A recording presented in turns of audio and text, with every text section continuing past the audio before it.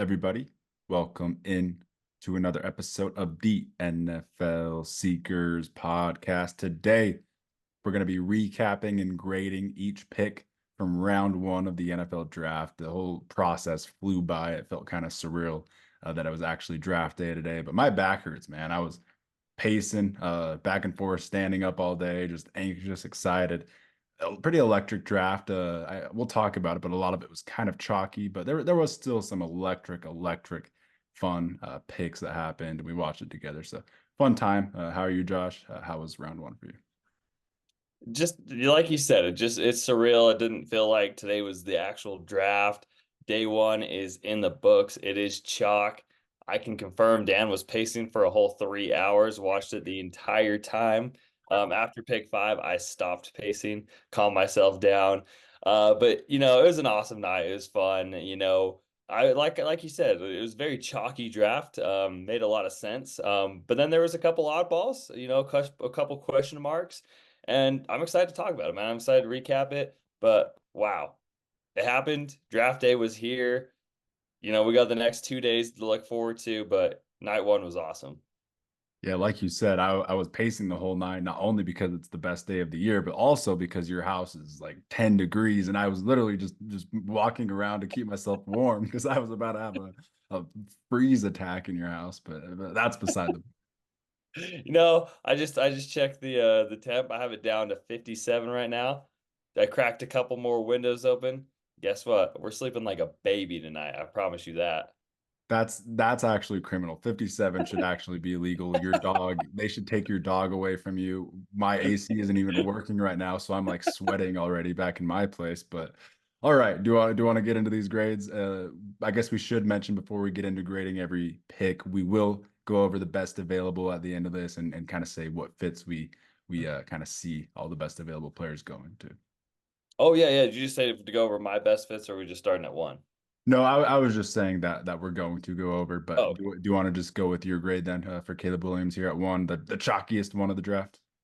bear down, baby. Dan's got the Chicago Bears hat on, looking like Mike Ditka over there. And oh my God, man. I'm just they're two picks. A plus. A plus. They knocked it out of the park. Obviously, Caleb Williams is written in the stars. Beforehand on NFL Network when they said, "Are you sure they're not calling the Panthers first and thanking them as they're drafting Caleb Williams and phoning him in?" So Oh, what a draft by Ryan Poles. They only have, I believe, four picks in this draft. Two of them are gone. Caleb Williams, Romo Odunze. Um, just incredible. A plus for me. Pretty easy A plus for both of us. I don't know if we need to talk about this one too much. We've been yapping about it since the Bears fans were on Justin Fields' side, and 90% of Bears fans were very vocal, majority saying how much they wanted to keep Fields, and we've been clowning them this whole process because that's just silly. Halfway through the season, when this electric offense is dominating, you guys are going to feel very silly forever pushing back on Caleb Williams for Justin Fields, who is backing up Russell Wilson. But us move on to pick two. Kind of a surprise for both of us. Not that we didn't expect it. All the smoke, all the news coming up to this was that it was going to be Jayden Daniels going to the Commanders. We both just couldn't fully grasp the idea of that happening because we just think Drake May is heaps and bounds and leaps and far away, light years away from Jayden Daniels as a player. But Jayden Daniels is the pick at the Commanders. What grade are you going to give this one? First of all, I'd just like to apologize for last night in our mock draft because I knew it was Jaden Daniels, but my heart wouldn't let me pick him. Even though it was already written in the stars and it was already chalk and everyone had already announced him and it would pick one and two were confirmed. But I couldn't pick it because I genuinely could not do it because like you said, there's a tier level between Drake May and Jaden Daniels, and I think people will learn about that a couple weeks into the season on why that wasn't the right pick. But so for that, it's not like he wasn't a my guy. Jaden Daniels is never a my guy. I don't love the prospect. Obviously, he's been mocked high this entire time. I'm gonna give it a C minus just because Drake May was in another tier and you had him just sitting right there in your laps and you passed him up. And that's why I'm giving it a C minus. Some people may love it, some people may hate us, they may clown us for this, but I'm going to clown you when Drake May is far above superior, week 3 into the NFL, and you'll see it that quick. Talk about getting clowned, man. This one might end my career, but I'm giving this pick an F. I'm straight up just going to give this an F. You see Matt Miller's pro comp here, Lamar Jackson. Man, you can kill me if Oh, I'm wrong, but I don't think Jayden Daniels is Lamar Jackson. I comp him to RG3. I think the Commanders might have just drafted an RG3 regen. I just don't see the upside for him when you compare it to a Drake May as well. That's why I give it the F, because Drake May I have a whole tier above Jayden Daniels. Not to completely crap on the Commanders parade. It will be fun. Jayden Daniels is a Heisman winner for a reason. He's really good within an offense. Really good at just listening to his offensive coordinator, his head coach in LSU's case, and he's really good in rhythm. He's going to be all right, but man, Jayden is just so low potential compared to a Drake May who has such high ceiling, and I just think it was a silly pick. and yeah, again, I'm not in. I don't want people to get this mistaken. I don't think Jayden Daniels is a horrible quarterback by any means. I do. I think he's a good prospect. I think he is a good quarterback. But again, when I was grading the two, there was just a difference, man. There was a difference in size and body, in upside, and it's wild to me. It is wild to me. But yeah, like you said, within a rhythm offense, with some really good yak receivers, with that kind of shorter passing game, I think he can be, a solid starter for the Commanders. But yeah, the pro comp of Lamar Jackson is silly. He is not Lamar Jackson, like you said. RG3 would be a whole hell of a lot better of a comp. And another thing for me is like there were so many signs that that just wasn't the right pick. Like if you're Adam Peters, how could you pick him? He's telling his agent, to put out a bad word for the Commanders. He's literally saying that he wants to play for the Raiders, or I think it was the Giants or Vikings, and not the Commanders. Like what? All the signs are pointing, just the vibes are pointing away from this guy. Go with the quiet Drake May who's working in the shadows, and he's got the personality. He's got it all, really. I don't know. I just don't like it. But do you want to move on to pick three? Kind of the rocket effect of this one. The Patriots get an absolute steal at three. He probably goes one in like every other draft ever. So I don't know how this happened, but the Patriots got an A+ for me. I think they got an A+ for you. Just beautiful. Yeah, it's beautiful, man. I think, the Patriots were shooting themselves in the foot when they didn't get that second overall pick, but it doesn't matter because that guy fell to you anyways.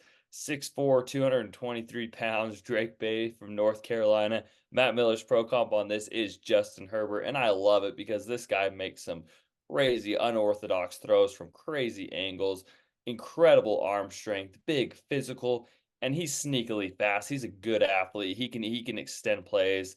He can run good. And I mean, this is a franchise guy. This is a humble guy. This is a guy that knows how to come into a locker room, you know.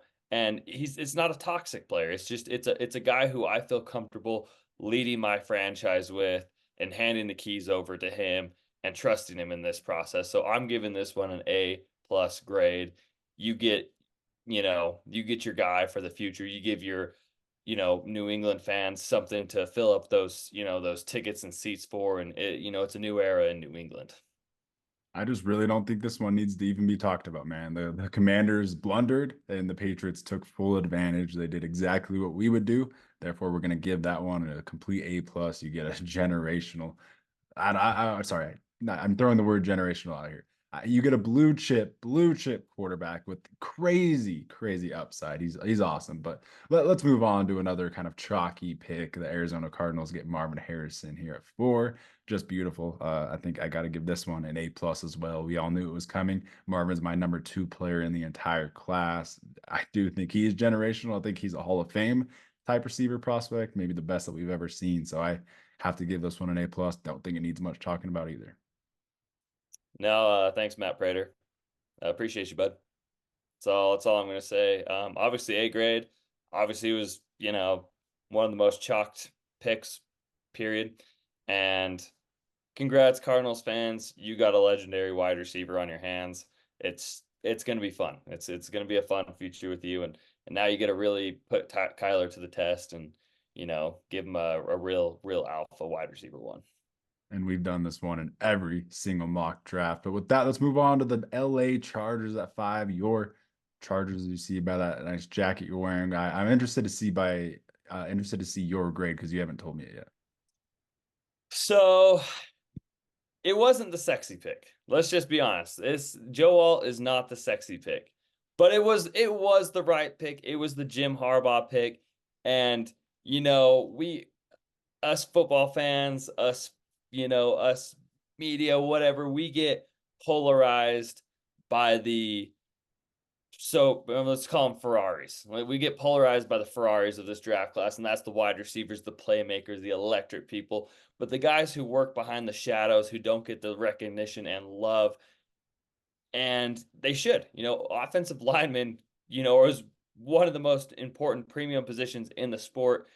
You go get Justin Herbert, a 6'9", 320-pound lineman from Notre Dame, and this guy, he's gonna be keeping Justin Herbert upright for the next 10+ years. So I'm not gonna give it an A because he wasn't the highest player on my board, but I am gonna give it a solid B+ because it was a really good pick. It is a really good fit. I thought, they obviously probably could have gone in the directions of a Malik Nabers or a Odunze because we really don't have a wide receiver, but they're trying to establish the run game. They're trying to establish a bully type mentality that the Chargers have just never had. And this guy, pairing him on the other side of Rashawn Slater, 2 bookend tackles. You protect your franchise quarterback. You establish a run game. You open up the play action pass. It creates everything perfect. And sorry, I'm very passionate, of course, when I talk about the Chargers, but I do love the pick. It's not the sexy pick, but I think it is the right pick. Yeah, similar to the Cardinals for me, I give this pick an A. I've got Joe Alt as my number 4 player in this class. I have him as a generational tackle, and I've been saying that, and I haven't really seen anyone say that. I don't think anyone's really put that word out there, generational, for Joe Alt, but I don't see a world where he fails. I like the Andrew Thomas pro comp. I really think he's going to have a really heavy impact day one, though. Moving to the right, no doubt that he, can move to the right because he's such a great athlete, that former tight end basketball, mold. He's so flexible. I have no doubt that it's the right pick. It's what I would do. It's what I, predicted. And I think it really fills out that offensive line. You've got a really set offensive line now for Justin Herbert. What's ultimately the main goal for this team, the main focus. So I really like it. I have to give it an A. It's what I wanted the Chargers to do, honestly, if I was the Chargers. And I do want to preface, I went 5 for 5 on my first 5 picks in my mock draft. The Giants ruined it though. Dan, I will crown you the king of this year's draft class. I think, this year I tried, I let my heart speak a little too much. It didn't let my brain and my gut. It was really from my heart what I wanted to see and what I thought should happen. But my heart got the best of me. Fair enough. Fair enough. Yeah, it's tough, man. This was a weird draft because it was kind of chalky, no trades. It was an interesting one, but let's move on to the Giants, who picked at six. This is an interesting one for me. I would have personally taken JJ McCarthy. That's what I had in my mock, and I'm just not a Daniel Jones guy. So, that being said, I'll just give my grade right now. I gave it a B, maybe a B plus, because I do like the player. I love Nabers. You're getting OBJ as a rookie. Like, I genuinely think he's, prime OBJ. So I love the impact. He's going to be awesome. Get him in your fantasy leagues. Obviously, everyone knows Malik Nabers, but I do think that JJ McCarthy, just pairing him with Dable, ultimately was the move. I'm just not a Daniel Jones guy though, so that's just my philosophy. But at the end of the day, he's going to be extremely productive and electric in New York. New York fans will love him. Yeah, I mean, what my highest graded player left on the board thus this point, but I don't feel like it was the best fit, I should say, for the New York Giants. I felt like Rome Odunze was probably the chalkier pick, in my opinion, for a true X wide receiver, which they've been lacking so much. But, 10 years later, literally exactly 10 draft classes later, you go get another star electric wide receiver in Malik Nabers, who's going to be able to line up anywhere. He can line up outside. He can line up in the slot. He can play everywhere. He's going to be that electric playmaker for you. So I will give this one a B plus. But it is kind of funny because Malik Nabers did call out Daniel Jones for not being a very good quarterback, and now he's got to go play with him. Yeah, that was awkward. Well, he was on a live with Caleb Williams, and Caleb Williams was like, "Who's the Giants quarterback again?" And then Malik Neighbors got all awkward and just ended the live stream. So yeah, that is kind of funny. Maybe Neighbors just knew he was a Giant, and that's why he ended it because it was awkward. That's kind of funny actually thinking about that now. I didn't think about that. That's pretty hilarious. But what grade did you give this one? An A I again? give it You a B have it? plus. Oh, okay. Yep, yep. I my highest graded player, but I felt like there was a better fit for the Giants. Yep. Yep. Yeah, I know you really like the Odunze kind of pairing with that receiver room, a different flavor than what they already have. But let's move on to the Titans who pick at 7. We were kind of talking on this one. It was kind of worst case scenario for the Titans. No alt on the board, obviously, no Neighbors. You were definitely kind of picking between the leftovers. But JC Latham, no slouch, an absolute mauler, one of the strongest guys in this class. Daniel Jeremiah had him going at 5 to the Chargers. I think that really, boosted his name, boosted his stock right before the draft. So that was big. I'm not the highest on Latham. I'll give my grade out right now. I'm honestly going to give this one a C just because I would have taken Mims, especially at 7. I'm going for the complete upside. I don't know if Latham honestly has like that high of upside. I just think he's a really high floor, solid tackle, which you can't complain about. The Titans need all the help they can get. I'm just kind of nitpicking. I would have taken honestly a few tackles. I have Fautanu and Mims, both higher than Latham. So I love the pick. He's going to be really good. It's a huge need. It's what you needed to do, but I have to give it a C, C plus, just because I have a few players at his position I liked more. Yeah, I'm gonna be honest. I think like we were laughing about it. We're like, it couldn't have been any worst case scenario for the Tennessee Titans. The board did not fall in favor for them. But you do get a really good player. But I think it was a little bit of a reach. He really did get that high end draft buzz. I mean, Daniel Jeremiah mocking him with the Chargers, it really did. It rose his draft profile like tenfold over the last 2 days. So just kind of wild there. But yeah, I'm going to agree with you. I'm going to give it a C. Definitely feels a big need, but I think it was a little bit of a reach. I would have liked to trade it down. His pro comp there is Juwan Taylor, who I do not think is a very good tackle. One of the more overrated tackles in the NFL, in my opinion. A very grabby guy. But I mean, JC Latham, nonetheless, is an absolute mauler. He's going to be fantastic in the run game. So, that's going to help out those Tennessee running backs pretty good. Yeah, if you get him with Bill Callahan, the best offensive line coach in the league, he's going to be really awesome, an absolute mauler, like you said, really great in the run game. With that, let's move on to maybe the surprise of the whole draft. Everyone was absolutely speechless at this one. The Falcons take Michael Penix at 8. They stay put, and they take Kirk Cousins back up, but it's not JJ McCarthy, not someone that needs to sit and develop for a few years. And I think JJ McCarthy would have been the perfect Kirk Cousins, eventual replacement. They get Michael Penix, who's, on the older side. He's the same age as Bo Nix, actually, who's played a lot of football. And, Penix has played a lot of football, dating back to his 4 years at Indiana before his 2 years at Washington. So it's interesting, man. You're getting a guy with a high floor that I personally think can play right now. You're drafting him at 8. So, I don't know Michael Penix as a person, but he's going to want to play right now.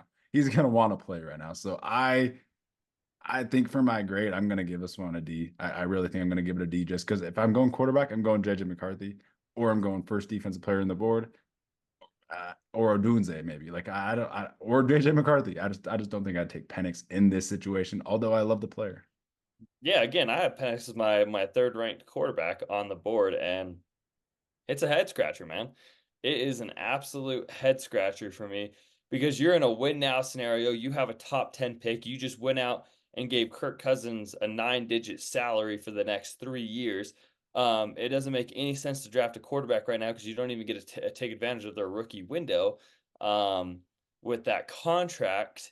And you have a chance to get, a blue chipper prospect here. You have your chance of the best defense player on the board because we haven't had a defensive player come off the board.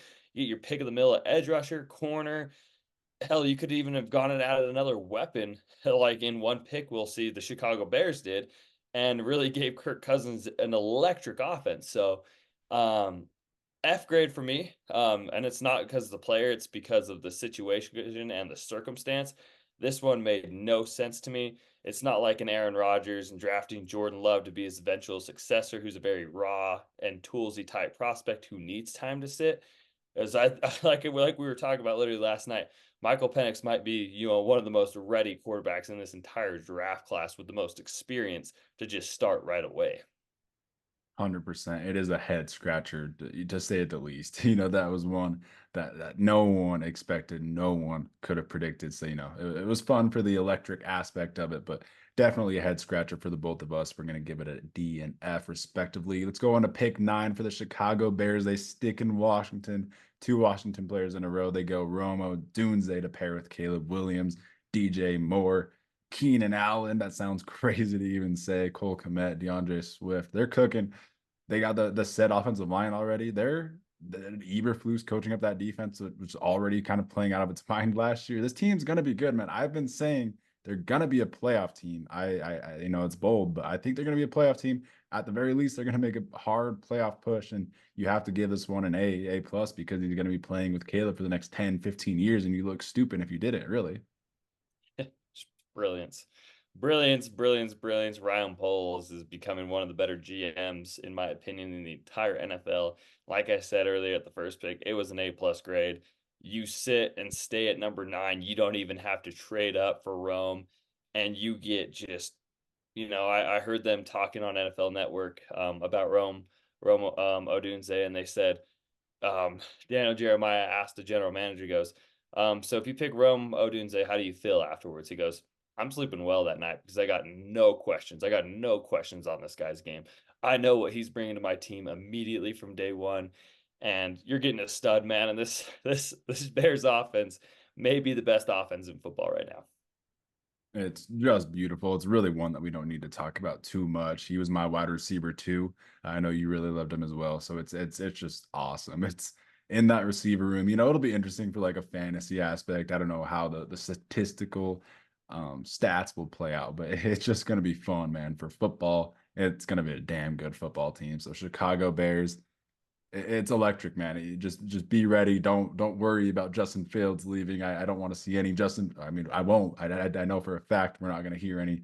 Those people that were that were wanting Justin Fields. They're definitely disappeared off the face of the earth. But with that, let's move on to the division Bear down, rival baby. Vikings. Just bear down, baby. Bear It's down. it's a new generation over here in Chicago. Yeah, they're legit. They're serious. But let's move on to the division rival Vikings, who trade up one spot and get their guy JJ McCarthy. I don't think you need to talk about it too much. How more perfect of a situation can it be for a quarterback like this with all the tools you have? The line, the protection, you've got the weapons, the playmakers, and you've got the coaching. So it's just beautiful. The Vikings are going to be cooking with fire whenever McCarthy touches the field. I think he's ready whenever, just because that situation is so perfect, and I respect KOC so much. It's an A plus for me, man. A plus. They called the Giants bluff. They called everyone's bluff, and they stayed cool. And they moved up right at the right spot because they're like, well, we do not want Denver jumping us right here.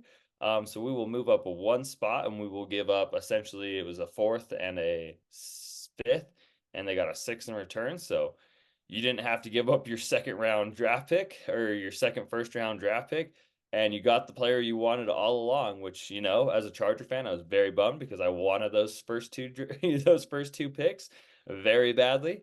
We weren't able to do it. The Vikings stayed cool and calm, and Kevin O'Connell gets his guy, and it couldn't be a better situation for JJ McCarthy. So I mean, A plus. I'm very, very excited to see what Kevin O'Connell's able to do with this molding ball of clay. And he gets to go in day one and throw the best wide receiver in the NFL, and a hell of a wide receiver too in Jordan Addison, and then have a great running back in the backfield with Aaron Jones too.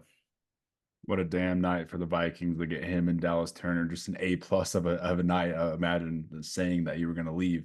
Like honestly, like imagine I told you yesterday that they left the draft with JJ McCarthy and Dallas Turner. I think you would have thought they 100% had to trade up in like the top 12. 2 picks in the top 12 to make that happen. So that is pretty electric. Just A plus night for the Vikings. Yeah. With that, do you want to move on? Yeah. Well, and just 2 players I had going in my top 10, yesterday in my mock. So, if you would have told me that yesterday, I'd have been like, I don't know how they did that, but A plus. I have no idea how they pulled that off, but they stayed cool, man. They stayed cool and calm in that war room, and it paid off for them. Yeah, and they might have traded some 2025 picks, but it's worth it, man. When you look, you get Dallas Turner and JJ McCarthy, and you look at the picks, it's not that bad. So it's worth it.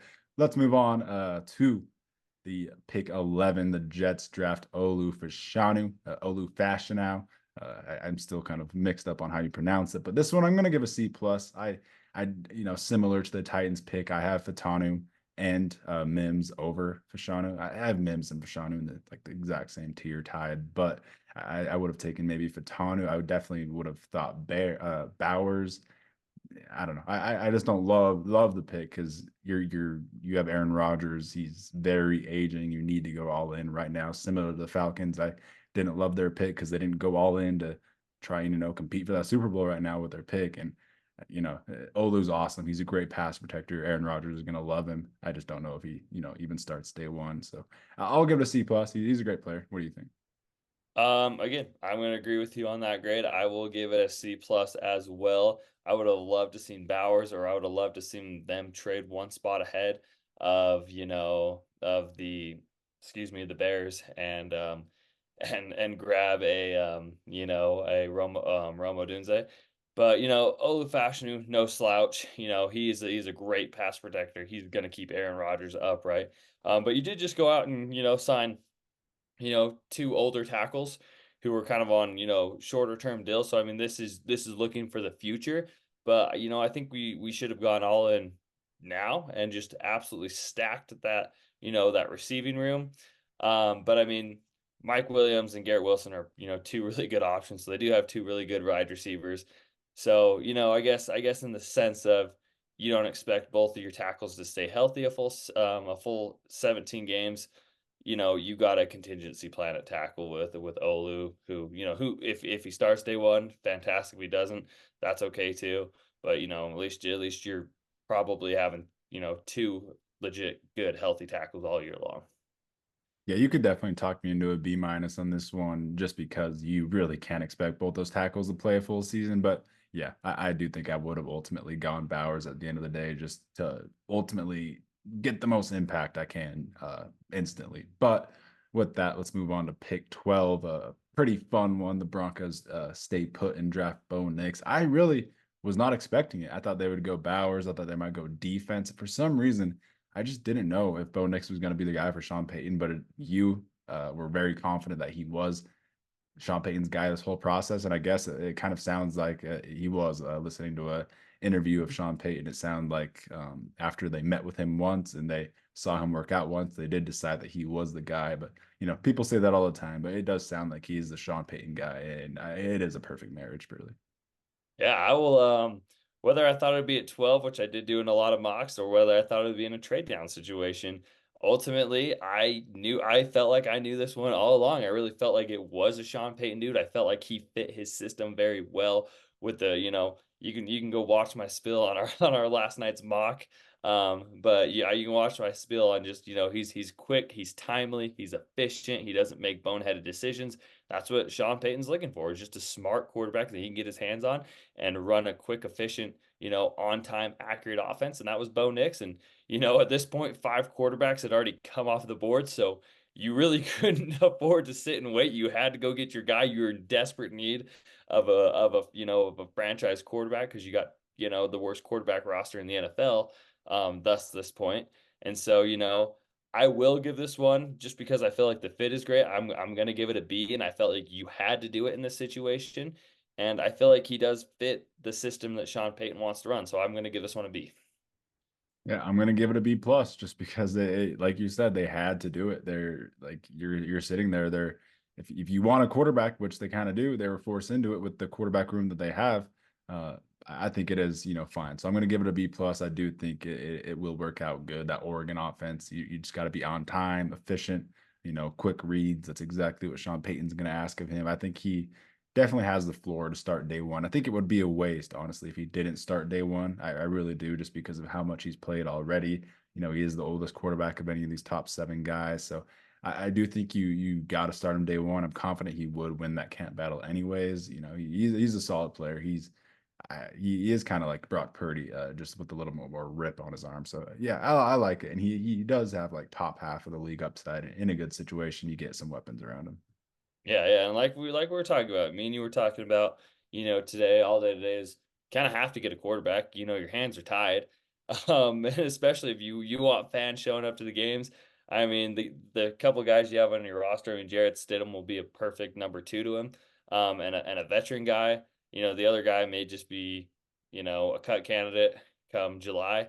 But, Bo Nix should be bona fide listed as the starter immediately day one, and he should be very efficient in this offense. And I hope come day two, sometime tomorrow, the Broncos get him a good wide receiver. And I mean, somehow, some way, it'd be fun to see him and Troy Franklin paired back up.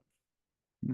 I like it. I like you throwing that one out there. I like that. I wonder if he would fall to round three if the Broncos would come up. That would be pretty fun, actually. But let's move on to the division rival AFC West opponent, the Raiders, who drafted Brock Bowers at 13. Definitely one of the more surprising ones of the draft. I had Storrs scratching his head. I don't know how to feel about it because we both love Bowers as a player. We think he's a top 10 player in this draft I don't easily. know, my third ranked prospect on my board, just because he's that type of player. So I mean, but again, sorry, I'll let you go on with your spiel, but I'm still confused about this one. Yeah, it is just confusing. Like I have him as my seventh player in this draft as well. So if yeah, I've got him as like a blue chip, honestly, a generational tight end just because of how he is as like a receiver. So yeah, you have to love it. But it is just questionable when you drafted Michael Mayer really early in the second round last year. I personally believed in Michael Mayer. I thought he was good. He was my tight end three, but I was still high on him. I thought he was good.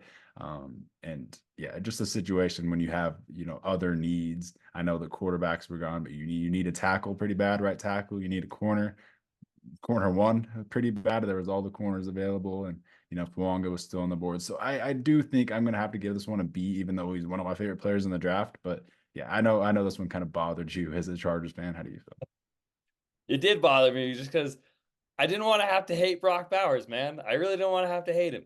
And it sucks because now I feel like I have to hate Brock Bowers because he goes to the Raiders, who are in team division, who you just can't stand if you're Chargers or Broncos or Chiefs fans. But the guy is a generational tight end. He's the best tight end we've ever seen come out of college football.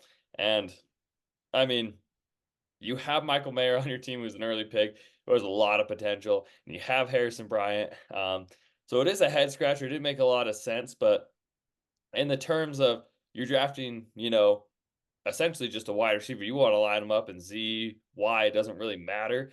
Um, he's going to be an elite wide receiver. So I will give this one an A because he's my third ranked prospect, and they got him at 13. I thought he had no business falling out of the top 10. But I will give it an A. The fit is confusing. It is a head scratcher. I feel weird about it because it just wasn't their biggest need and what I thought the Raiders would do. And I never thought in any kind of world or realm this would happen. But yeah, thanks, Tom Telesco, for drafting the tight end this year, buddy. Could have appreciated one last year, but whatever. Whatever. Sorry, Brock Bowers. You're on my, do not like list immediately now. It sucks that I have to put you there, but it is an A pick for the Raiders. Yeah, I like you. It is good value. I think they did finesse the Colts, so I like you giving it that grade. Moving on to pick 14, the New Orleans Saints select Taliese Fuaga. You got question marks with Ryan Ramczyk's health, if he even like available to play this year. Trevor Penning was a disaster last year, so tackle to the Saints was one of the more chalky locks of the draft. I'll give this one an A minus. You love to see it, man. You can't really knock the pick at all. And he's a mauler. He's a monster. He could be a star guard. I think he could be like an all-pro guard day one if they decide to go that way. But yeah, he's gonna be an awesome tackle no matter what. Hey, yeah, this one I do not need to give too much of in depth about. Biggest position of need. Trevor Penning's a question mark.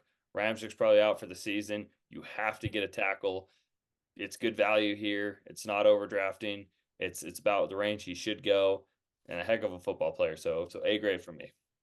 Yeah, it was beautiful. We really don't need to talk about this one too much. Sorry, Saints fans, but it's a great pick, man. You take the chalk, and he's gonna fill right in somewhere, especially with those Ramczyk question marks. So with that, let's move on to pick 15. This is one of the picks that I just didn't see. Like there was a few picks, like maybe 2, 3 picks that happened. The Penix one, this one, and then it was the Bowers one that I just didn't see this whole process. I just didn't think of it even. And Latu to the Colts is one I just didn't even think of. But it does feel nice. You got him opposite of a Bucum, and I think that's a pretty fun duo. I think they could wreak some havoc actually.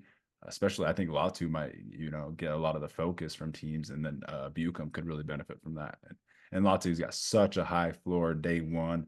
I think this is a great value. He's my number 9 player in the class, my number 1 edge, and he goes as the number 1 edge, which I'm really happy about because of those injury concerns. I mean, any Colts fans that have injury concerns, he just went as the edge 1 in the draft, and all the doctors have, all these NFL doctors have all the information possible on these guys, and the Colts are a pretty safe team. They don't draft risky guys ever. So I'm not worried about Latu's medicals. He hasn't been hurt once in his 2 years at UCLA since leaving Washington, kind of similar to Penix, who hasn't been hurt since leaving Indiana. I'm just not worried about their injuries, just like the NFL doctors aren't. So yeah, Colts fans could definitely get behind that. And you just got TJ Watt, like a TJ Watt coming out of college here at 15. That's kind of what I comp him to. So I love it. All the upside in the world, all the most pass rush moves in his tool belt. And I'm going to give this one an A minus. I love the player. First defense player off the board, Dan. 15 picks in. I don't know if that's actually ever happened before. We got to look into the history books with that because Surely. I don't know if 14 straight offensive players have ever gone in a draft. So that was wild. We all kind of knew that it was possible, to definitely see top 10 with no defensive players, but going all the way to pick 15 is incredible. So, Crazy. yeah, yeah. It's wild. But again, this pick, you get your first choice of the first defensive player off the board, and Latu has just been a proven pass rusher. 2 seasons of double-digit sacks. He's the most refined. He's probably the smartest, edge defender in this class by a large margin. The hands, the fighting mentality. It's all there for him, and the medicals at this point, I'm not concerned about him. I'm not concerned about him. Like you said, the Colts, if their doctors had any kind of concerns, Chris Ballard would not be taking this player. They take, their healthy, high IQ, high RAS type players, and Latu, you just get an incredible player that is just immediately your best edge, and a guy who can immediately, I can see him immediately transitioning to the league and putting up, double-digit sacks numbers. So for that, I will agree with you. I will give this one a B plus. There may have been a little bit more better positional needs you could have gone, but the player is just tremendous value, and you get really essentially the number 1 defensive player in this draft. Yeah, you just worded that perfectly. Yeah, there definitely could have been some needs, but yeah, I love the player. Kind of a similar evaluation here at the 16 to the Seahawks. They go Byron Murphy, the second, who is my number 10 player in the draft, is right behind Latu. I absolutely love him. This one's just interesting because you paid Draymond Jones to a bag last offseason, and then you go and trade Leonard Williams and pay him. And I was already thinking that Leonard Williams was going to be playing more edge in this Mike Macdonald kind of multiple scheme. So this is head scratching. You've got 3 menaces on the interior. So like I'm going to give this one a B plus just because it's a top 10 player in the class for me. I know for a fact Mike Macdonald's going to make him into a star. I think he has Chris Jones upside. I really do. He's just awesome. He's unconventional in the way he moves and plays the game, honestly, and plays the position. So I'm confident he's going to be great. But I was interested to see how they deploy that defensive line. Like they actually are going to have to move Leonard Williams to edge, maybe like play Draymond Jones at some edge. I don't know. It's going to be interesting, but I love the player. Again, yeah, I absolutely love the player. You're getting, obviously their number 1 defensive tackle off the board, second defensive player off the board. So it is really good value. But again, I love the player. I don't love the fit here because we have, I feel like that's, our defensive line in Seattle. I feel like that's a strength. I feel like that's a strength of ours right there. And I felt like we could have attacked weaknesses and positions of need where there's really high end players still on the board, like a Troy Fautanu or Fautanu. There's just some players that I would have liked to Grant Barton here. There's a handful of players I would have liked better on that interior of the offensive line. So for that, I am going to give it a C plus. It's not the player I'm grading, it's the situation and the fit. So C plus. I for sure think Byron Murphy is an A plus player, but C plus fit overall. I think Seahawks and interior offensive line is one of the bigger just needs in general in the entire NFL. So that was, interesting. They're definitely going to have to attack that with the rest of their picks. But yeah, I love the player. With that, we'll move on to pick 17. Another beautiful pick that we kind of already talked about with the Vikings' first pick, but they trade back up. They go up to 17 with the Jaguars, and they take Dallas Turner out of Alabama, the high upside pass rusher that everyone kind of locked into the Falcons at 8, and Michael Penix might have made Dallas Turner fall a little bit because I don't know if anyone expected Turner to be here, but you get him with JJ McCarthy, two insanely high upside prospects. Like we said, it's an A+ day for the Vikings. I love the just value first of all, but pairing Turner with Brian Flores, I hope he has a few years with Brian Flores before Flores gets a head coaching job, because that's just going to be beautiful. He is a menacing upside to replace Daniil Hunter. Beautiful, man. Well, it's like we already talked about. If you'd have told me this happened yesterday, I wouldn't have believed you because I wouldn't have known how it was possible. But they pulled it off. Congratulations on clap for the Vikings war room and their general manager. For just staying cool and calling people's bluffs and making plays when you need to. You made a play when you need to go up and you get your premier edge rusher, the pair on the other side of Jonathan Grenard and Brian Flores' defense. So he's going to a great coaching staff, great coaching situation, a great defense. He's getting paired on the other side of a fantastic edge rusher. You get younger at the position. So just beautiful stuff. Kind of the Monty Austin Fort of this year was the Vikings. So they get the Monty Award and they did a hell of a job, man. So A plus. Beautiful job by Quessy. The rumors were kind of stating the last few days that the Vikings did want to stay put and take two players in the first round, and they weren't kidding, man. They took two electric young prospects with upside to the moon. So really fun for the Vikings. Moving on to pick 18 with the Bengals. Speaking of upside, you get Amarius Mims, who I had as a top 3 tackle in this class just because of that upside. I want to bet on it. And with the Bengals coaching, I'm going to give this one an A. I think it's awesome. You do bring in Trent Brown. I'm not sure that Amarius Mims starts day one, but maybe that's the best for him, because that was his question mark, is his, just his body of work. He only played like the college football playoffs last year, and then he played a few games this year. So like, yeah, he doesn't have the most snaps under his belt, but he just has so much potential. When he's out there, he's looked like one of the best tackles prospects that you'll really see. So I love the pick. Sit him as long as you want, and he's going to be awesome. Might start for 10-15 years when he gets out there. Yeah, I mean, probably the highest upside guy in this entire draft class. I love the fit. You pair him on the opposite side of Orlando Brown Jr. and he doesn't even have to start day one. He can sit behind Trent Brown. He gets to kind of get used to the NFL. He's just such a raw, toolsy prospect. And so he goes into almost the perfect situation. But you got to protect Joe Burrow, man. I mean, he's had now in his short career 2 season-ending injuries. Your number one need is just to keep Joe Burrow upright. He is your franchise quarterback. He is your savior for the Bengals. And you go get him a 6'8", 340-pound tackle with just some of the most freakish athletic traits in this entire draft class. I love it. A plus pick for me. Tremendous value. A guy that could have gone top 10 just based off of his traits alone. But you sit still and you get him at 18. So beautiful, beautiful stuff. Absolutely love it. Love the player. I do think Brian Thomas would have been really fun here in the case that T. Higgins is traded. So maybe they're going to try to, work on a T. Higgins deal or something tomorrow. But yeah, love it.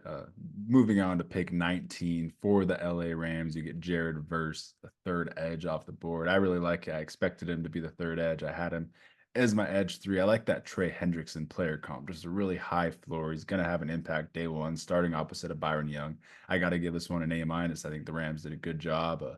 I think defensive line was something they needed to attack, whether it was interior or edge. Byron Murphy off the board. I really like this pick.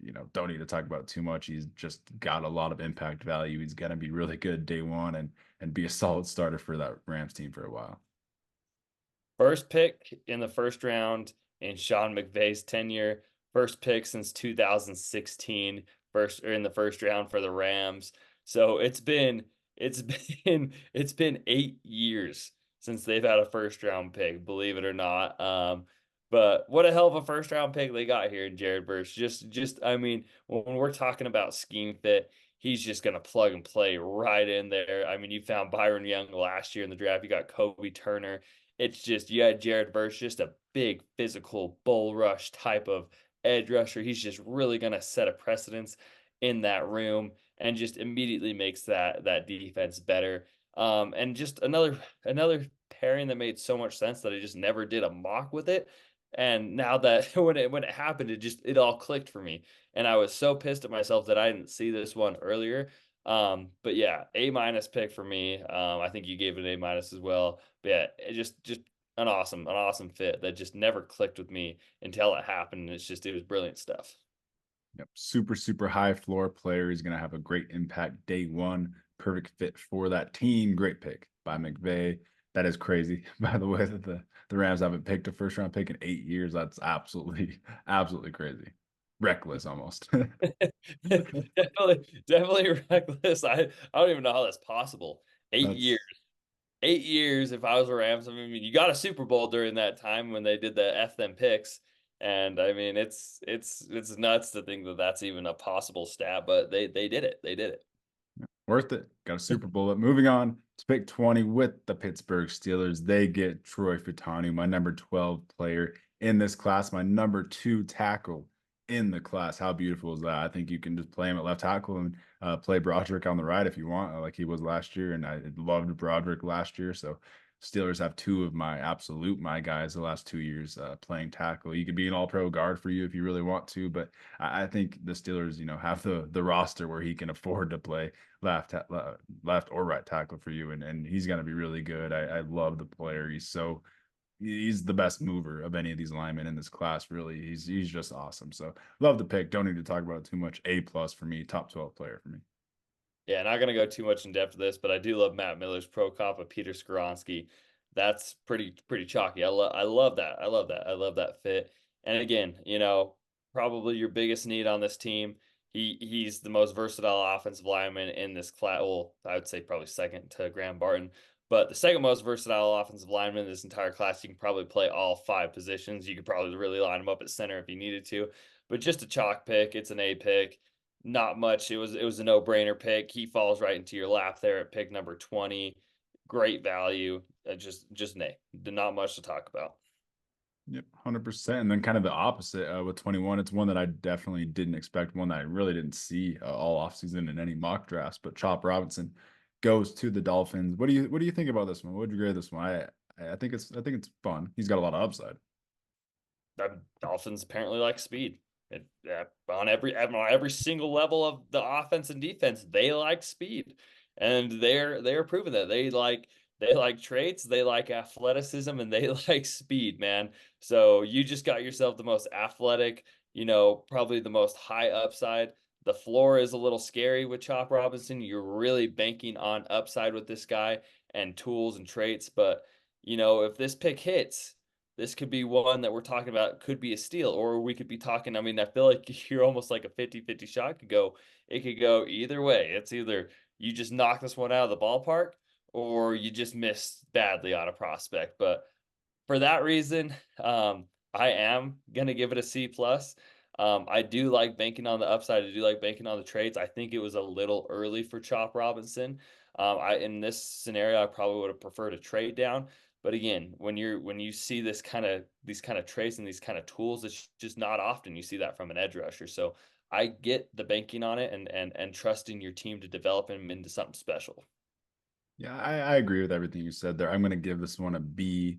You have Jalen Phillips and Bradley Chubb. Do you need to go edge? He's got all the upside in the world. His bend and his movement and speed is really special. So behind those two edge rushers, and he's gonna have a fun. He's gonna be a crazy pass rush specialist on third downs. You just send him out there fully fresh, he's going to be really electric, and he'll develop. I am confident in the player. He's my number 24 player in the class, and I feel like I'm really high on him. So I do have to give this one a B. I think Graham Barton would have been a perfect pick here for sure to plug in at guard. But yeah, anything else you want to say in this one? Yeah. Graham Barton would have been my pick here, but I do like, and I just remember they did sign Shaquille Barrett. I do like him learning from a guy like Shaq Barrett. So I feel like that's a hell of a player to learn from. I feel like the size is pretty similar right there. I feel like the high end athleticism is similar. So it'll be interesting, and it'll be fun. It'll be fun to see. Yeah, and he might start day one with Barrett while Chubb and Phillips get back from injury. So yeah, it is nice, to have that luxury and got that crazy rotation. Might be the best edge rotation in the NFL right now. But moving on to pick 22 with the Eagles. Speaking of A plus, you get the guy that everyone mocked them to trade up to like 12 and trade up for. They get Quinyon Mitchell, just an A plus, beautiful. A lot of people CB1 in this class. He's got all the tools. He ran a crazy 40, crazy combine, killed the Senior Bowl. He's just great, man. I love the Jalen Johnson pro comp. Actually, he's gonna be a dog for the Eagles. It's awesome. Howie Roseman, man, he knows what he's doing. He's a competent GM, and he hits on his picks, man. It's almost felt like you waited on got Jalen Carter last year. You traded down and got Jalen Carter last year's draft at 10. You don't even have to trade up and you get your cornerback of choice. I mean, this is the first corner off the board, and Quinyon Mitchell, who we very thought it could be him or Terrion Arnold. It ends up being Quinyon Mitchell. Just the traits, the speed, the size, it's all there. It's their biggest need. It was their weakest link last year, which was their ultimate downfall. And so easy 8+++ grade for me. It's just Howie Roseman is incredible. I just have to say his name and I have to clap my hands because I just respect him so much.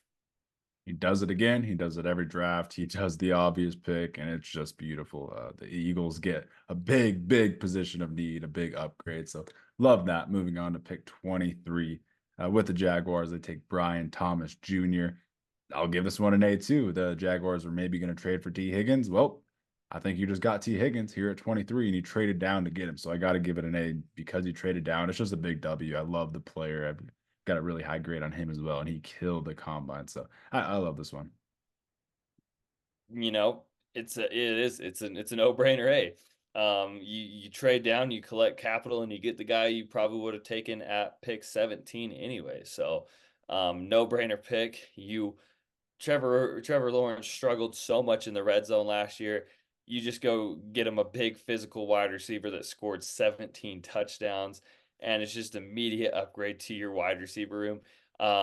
It is super interesting because they are paying Christian Kirk and Christian Kirk and Gabe Davis so much money. But I don't really feel like either of those guys are an alpha X or wide receiver one. So you just go get your alpha wide receiver one in this, and I love it.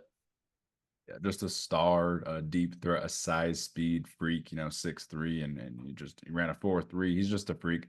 I love it. Pairing him with Trevor Lawrence, it's going to be really fun getting him that basketball build out on the outside. It's just beautiful. Moving on to the Lions at 24, another corner that's just for no reason falls, just great value. Terrion Arnold to the Lions at 24. I love Matt Miller's pro comp, Devon Witherspoon. That's my exact pro comp. I think he's Devon Witherspoon. As a rookie day one, he's going to be exactly what Witherspoon was last year, which was maybe a top 5 corner in the NFL. And you bring him to Detroit.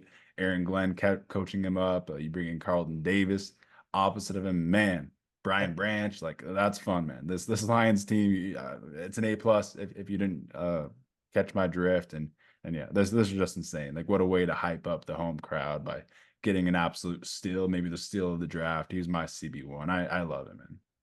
Yeah, this may have been one of the better. I mean, triple A plus on this one. And I love in the fashion of which they did it. They traded up and finessed about 3 teams who needed corners.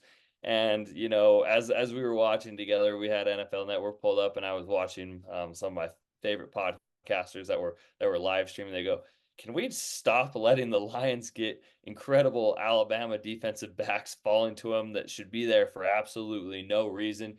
Terrion Arnold had no business being at pick number 24. That is ridiculous. I mean, he should have been really in between 5 and 15, in my opinion, is where his range was. He had no business falling another 10 picks to 24. But you're the Lions. You needed to attack that secondary, and you did it with just flying colors in Detroit for the home crowd. And he pumped up that crowd, and it was beautiful, man. A plus plus plus.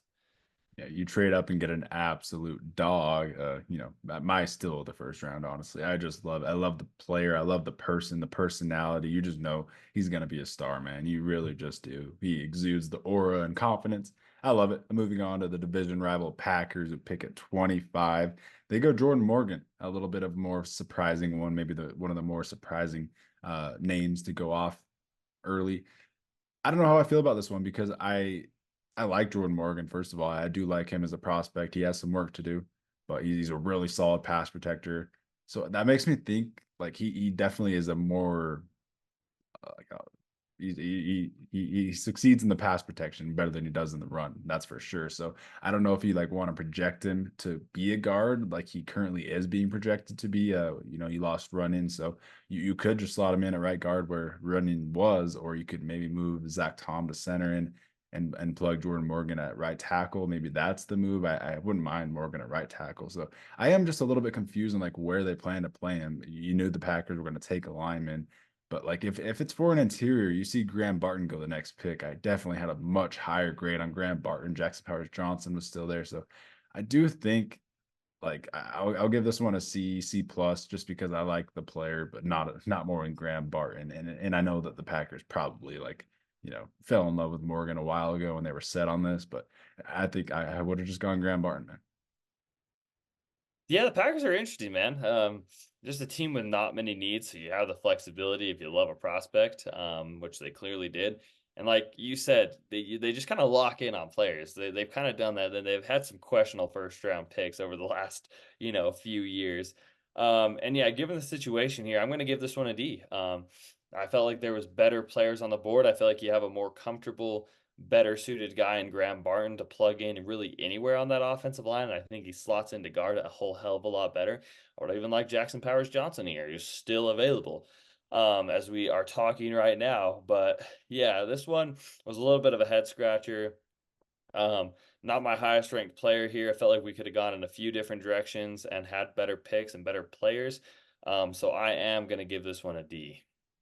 Yeah, and even if you like really wanted him to be a tackle, why not just go Tyler Guyton for like insane upside because it doesn't even have to start day one. So yeah, a little bit questionable, maybe one of the more head scratching picks of the draft. But moving on to pick 26 for the Buccaneers, you get Graham Barton, who I would have taken for the Packers at 25. I thought that would have been a steal for the Packers, but man, this is an absolute steal, A grade for me. I think the Bucks' biggest downfall last year was their interior blocking. It was just so bad. The run blocking was so bad on the interior, and you project Graham Barton to be a star guard. I think he'll probably just slot in a center though for the Bucks and just be an awesome all-pro center, probably for a while. So I love it. I think he's just an awesome mover.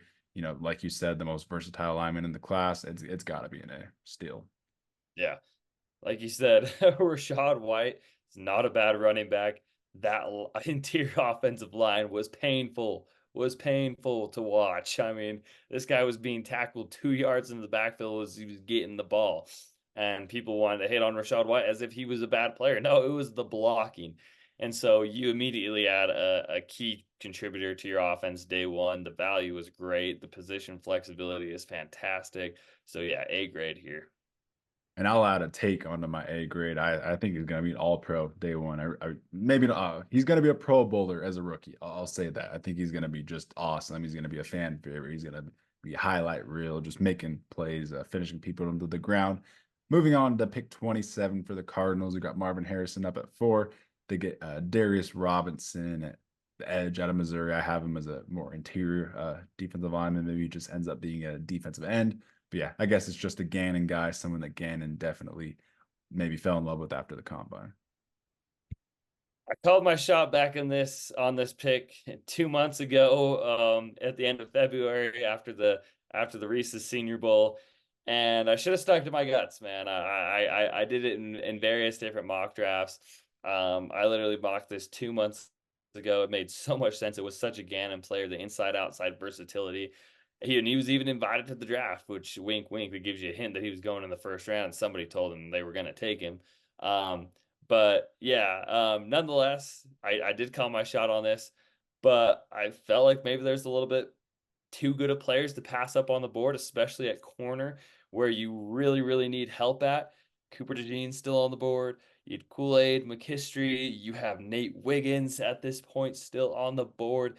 So for me, it's gonna be a C plus. But I like the player going to play with Jonathan Gannon. He does fill a position of need. I just felt like I had much higher prospects left on the board, and I feel like it was a little bit of a reach. And you have such a high pick in the second round where I felt like you could have gotten this guy there.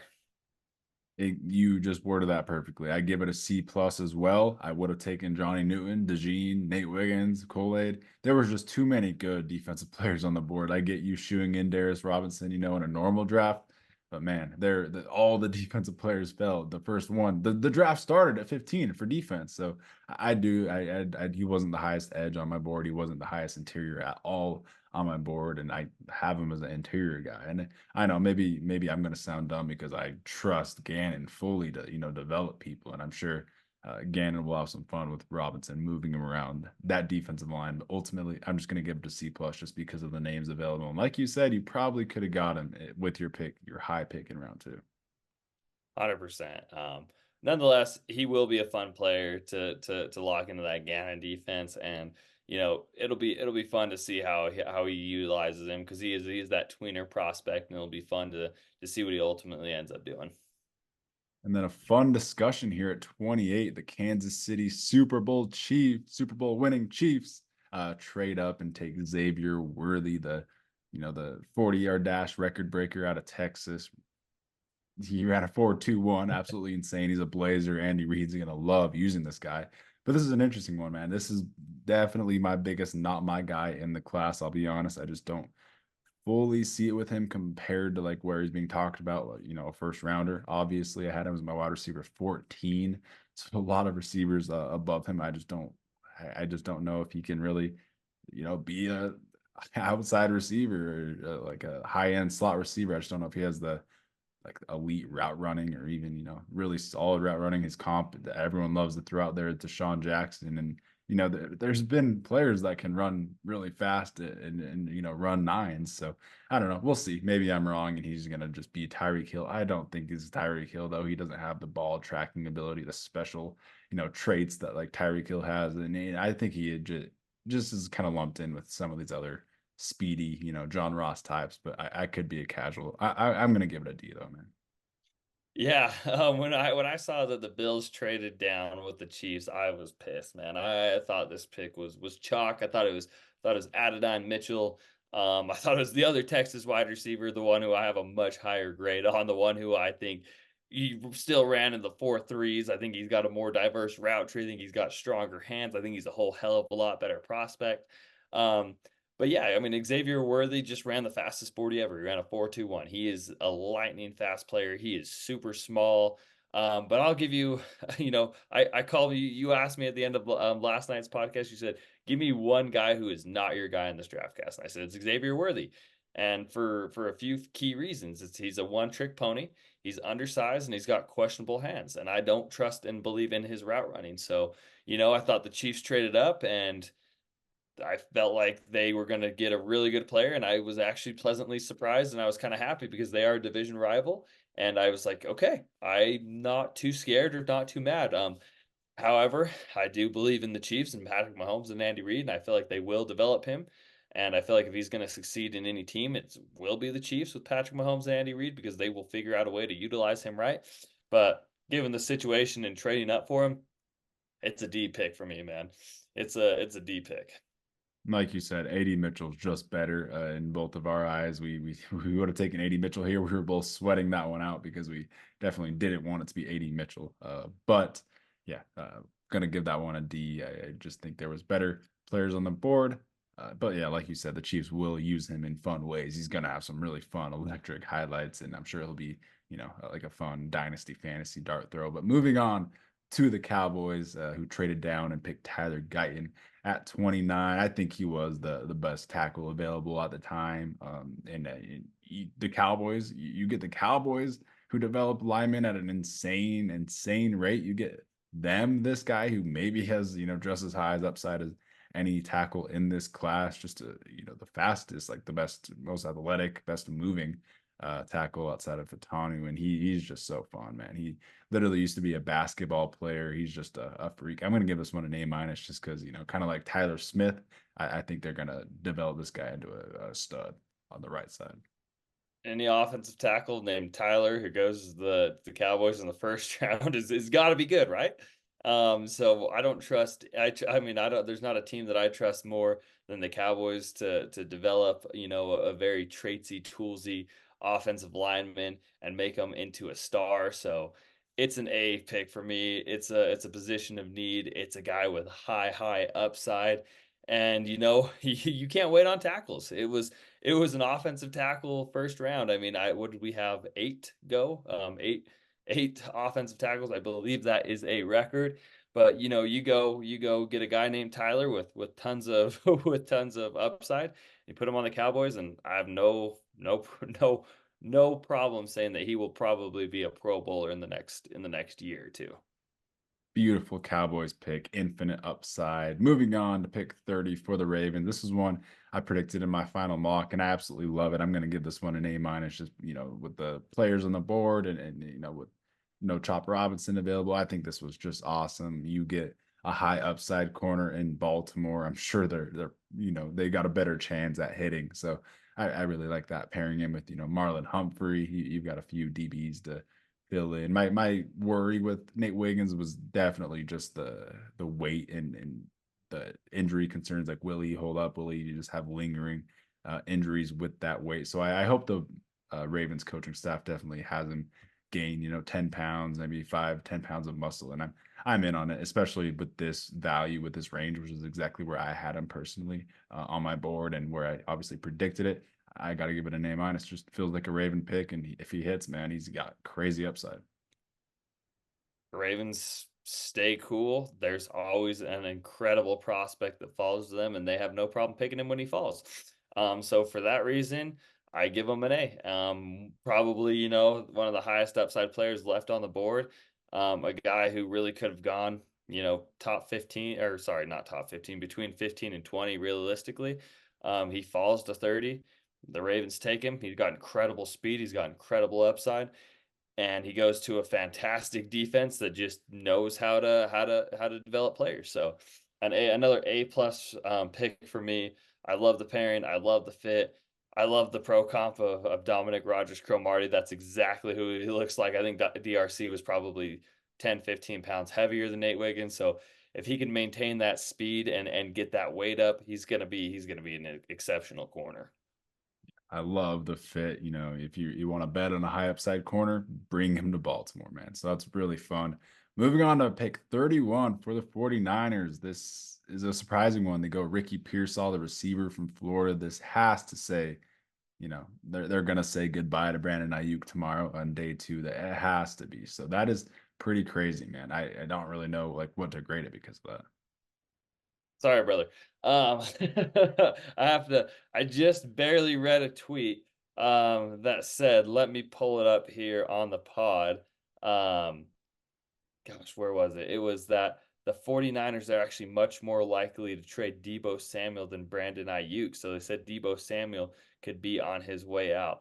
Whether that's smoke or not, I will find the tweet and the source who I just read That's it. interesting because I don't like that. If you draft Ricky Pearsall to get rid of Debo, that doesn't make sense to me. I actually didn't mind drafting Pearsall to replace Ayuk because they do play similarly. They're really good at creating separation and they're really good route runners, obviously, like elite, similar play style. If I was going Debo, if I was getting rid of Debo, I would just maybe wait and get like a Corley or, someone with that play style. So that is interesting. I don't know if I like that. Yeah, yeah. So both of them they've both been fielding phone calls for both players. However, they said they are getting much more attention per Debo Samuel, and that seems to be the guy who's more likely. It's I don't know. I don't know. It'll be interesting to see. It seems like Brandon Ayuk's the one that doesn't want to play there. He seems like he's the toxic guy in the locker room. So it didn't really make a lot of sense to me, and maybe that's just smoke. But yeah, I mean, this pick picking Ricky Pearsall here means that one of these guys, I think we can write it in chalk that one of them will be gone tomorrow. Yeah, I would still say it has to be Ayuk just because you already paid Debo. You got that taken care of you last year. That was the whole situation, and now you're the same spot with Ayuk. So that would be interesting. But yeah, either way, I'm just gonna give this one a C because I'm neutral. Don't know exactly how to feel about it, but like I said, he does kind of fit Ayuk's skill sets. I'm really high on Pearsall. I have a high second round grade on him, so I don't mind the pick. I'll just give it a C. I'm a little bit indifferent on it, but yeah, it's gonna be interesting to see what ensues. Yeah, it is interesting because I mean he's a fun prospect, man. I think I do have Lad McConkey and Adonai Mitchell at this point still ranked higher than Ricky Pearsall and even Keon Coleman for that matter. So I feel like there's better receivers on the board, but I could see the 49ers just using Ricky Pearsall in a really incredible, fun way. And I feel like he's just really strong at the point of attack and just fits Brock Purdy's game really good. So I'm going to give this one a B minus. But I'm intrigued, man. Do you want to just throw out any team that you think will trade for Ayuk tomorrow or Debo? Patriots. I think the Patriots will go their high second round pick for Ayuk. I would love that. I was gonna say the exact same team. Trying to Well, think.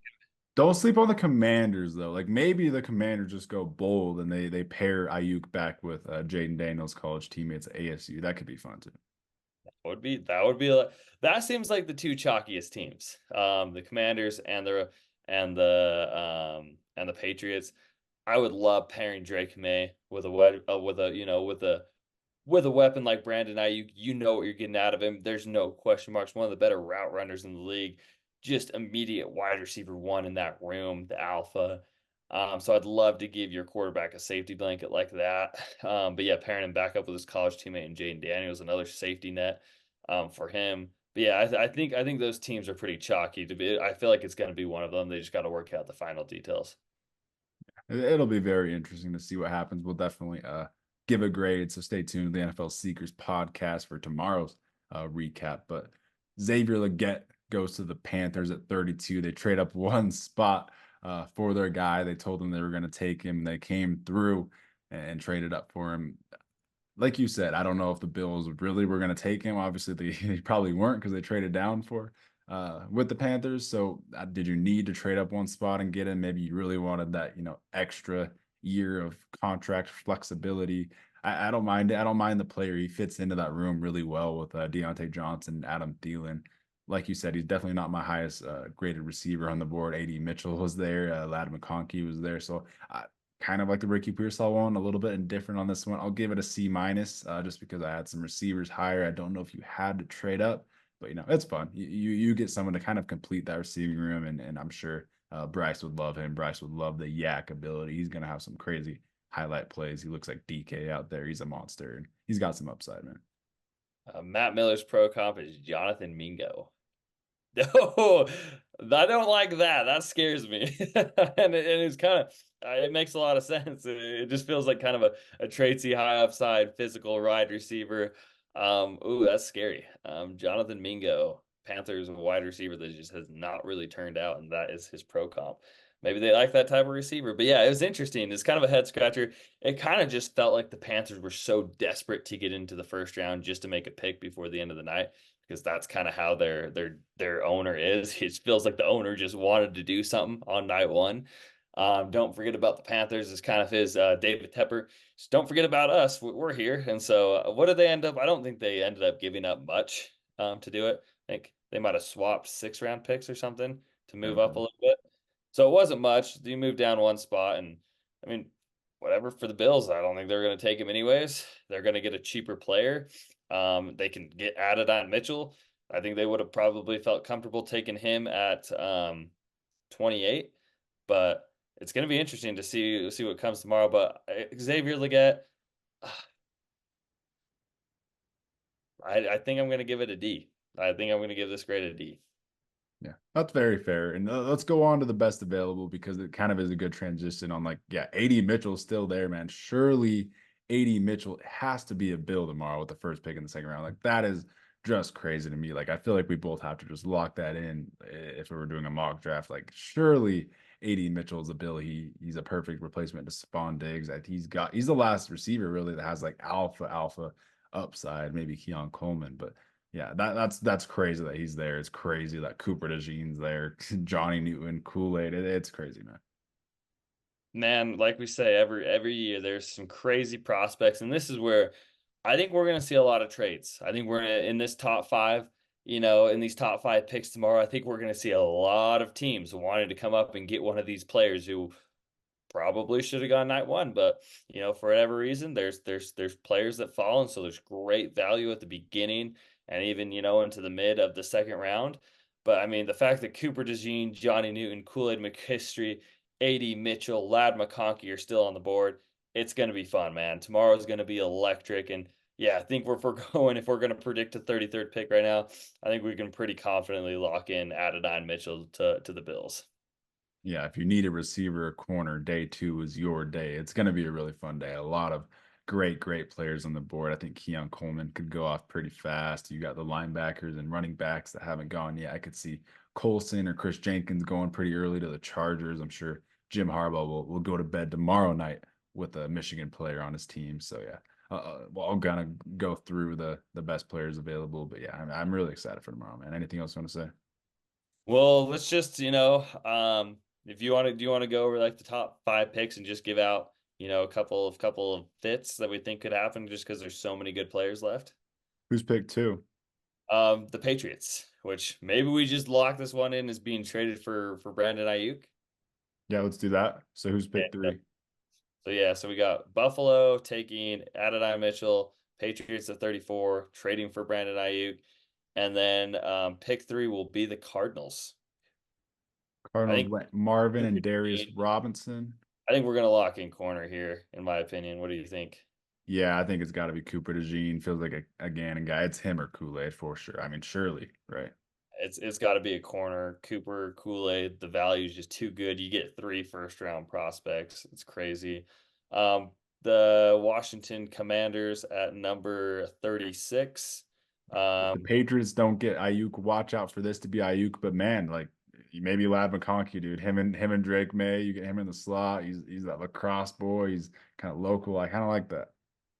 Yeah, I mean the Commanders. I would like to see them pair up Jayden Daniels and Keon Coleman, or Lad McConkey to add with. I mean, you obviously lose Curtis Samuel. You add another guy to that room with Jahan Dotson and Terry McLaurin. Go get a weapon. Could also, I mean, at least Did I really say Drake May? I'm all I think it I should just be Drake May. It yeah, should I've be been Drake May. You're locking it not in for wrong. so long. It's yeah. I You guess should. the Commanders, it has to be a tackle, right? It has to be a tackle for the Commanders. Yeah, I mean, you got an offense. Who's the best offensive tackle on the board left at this point? They all went today, man. The offensive tackles did go. So I mean, if you were really hoping for a high end upside offensive tackle, they're mostly gone. Oh, Jackson Powers Johnson. Yeah, Jackson Powers Johnson or Sua Matea, you are a Redskin. And then the Chargers at 37, Dan. What do you have you picked it right yesterday. What do you have my Los Angeles Chargers doing? Johnny Newton. If he doesn't go to the Cardinals, I could definitely see him going to the Cardinals, but Johnny Newton would be perfect. You guys haven't had that like elite defensive interior for it seems like forever, and he would be awesome with the edge rushers. I think that'd be really fun. I love it. Heard it here first. There's the top five picks for you for tomorrow. It's gonna be super fun. Is there anything else we need to go over before we go get some much needed sleep? Nope, let's go get some rest. We'll be back tomorrow, recapping tomorrow, grading each pick. So really exciting to watch. Excited to watch. I'm so excited to just watch this whole weekend. It's the best weekend of the year, really. It's fun. So thanks for tuning in to a nice in-depth episode recapping the draft round one. Like, comment, subscribe. Peace. Peace.